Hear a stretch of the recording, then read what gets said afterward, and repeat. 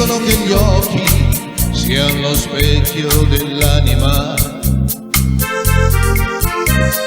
Dicono che gli occhi non nascondano le vere emozioni. Per questo ora voglio parlare con te, ti voglio guardare e capire perché hai perso la strada maestra che seguivi con me. Guardami negli occhi, voglio scoprire la verità, voglio vedere se l'anima e il cuore rispecchiano le tue parole. Guardami negli occhi, non abbassare lo sguardo,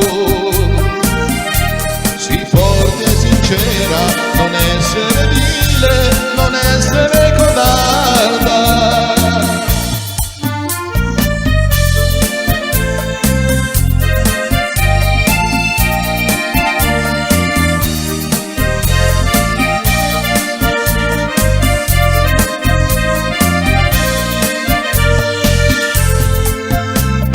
Dicono che gli occhi possono brillare anche più del sole.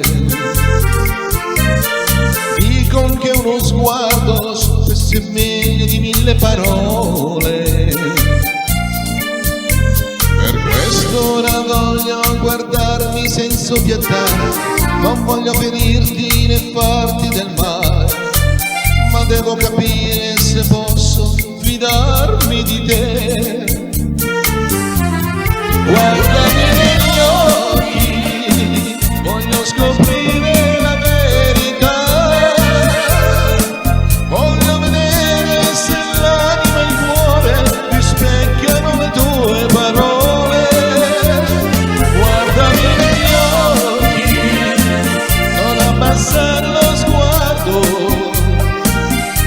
sii forte e sincera, non essere vile, non essere codarda.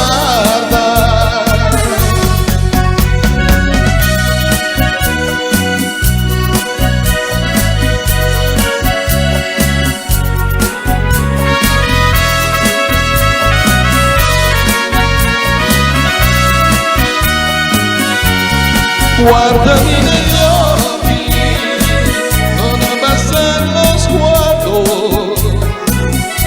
sii forte e sincera,